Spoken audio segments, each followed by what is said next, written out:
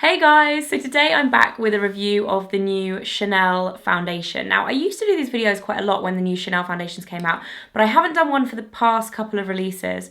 But this one I actually am really interested in. I was really excited to try it and I've been using it for the past week or so, and I wanted to share my thoughts with you all because I do actually really like it, to spoil the surprise there.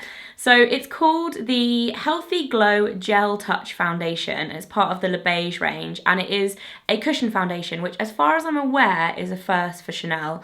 And it comes in the Le Beige packaging. You open it up, you have the little sponge there, and then you have the compact in there. And as you can see, the foundation is in there. It doesn't come with any refills when you buy it, and they don't currently sell refills for it either, which I think they will change because this actually does pop out and you can use refills in it.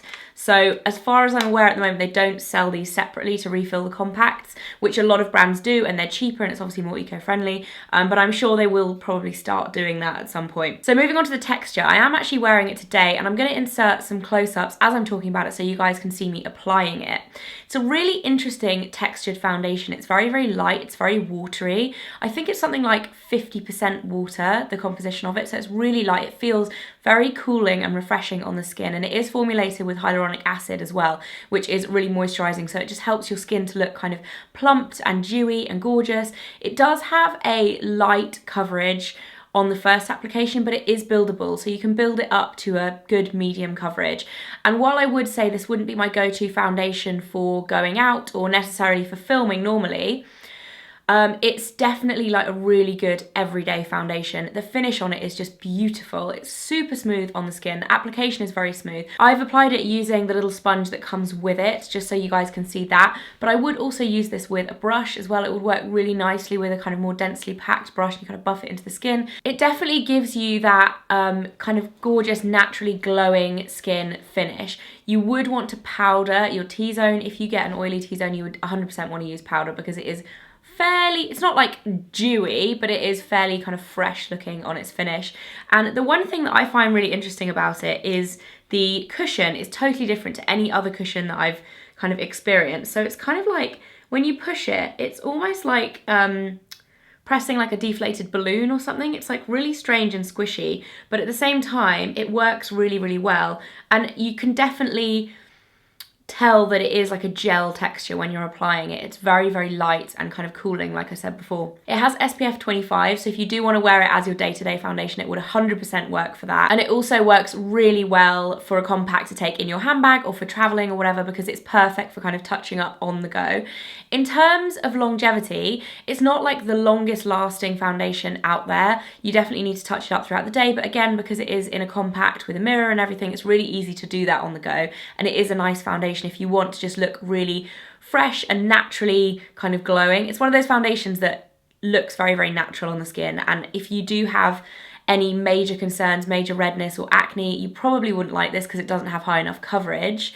But if you do want something that's just going to help your complexion, kind of even everything out, conceal to a certain extent, I definitely still needed to use concealer under my eyes and on a few little like blemishes I've got on my cheek and a little bit of redness around my chin, but I always do that anyway, regardless of the foundation that I'm doing, because I always find I do need a bit of extra coverage on those areas. But yeah, it all in all, I've been so impressed by this. I really love it. It's definitely probably the best cushion foundation I've used. That being said, it is £43, which obviously Chanel is a very premium brand. Like, you expect their products to be at a higher price point than a lot of other brands. So it is pricey when you compare it to, say, the Chanel Vitalumiere Aqua Foundation, which is my all-time favourite Chanel foundation. I think it's the cheapest foundation in the Chanel lineup as well, at £34. But compared to £43, it does seem like a lot.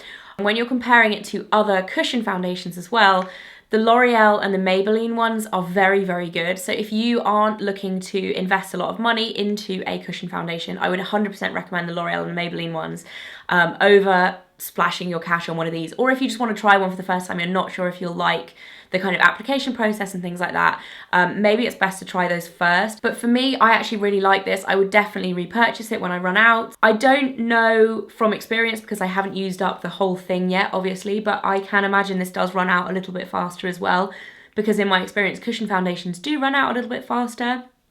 So I would hope that they will do a refill at some point, like I mentioned in the beginning, because I think that would be a really good addition. It would also make it not as expensive in comparison to their other foundations as well.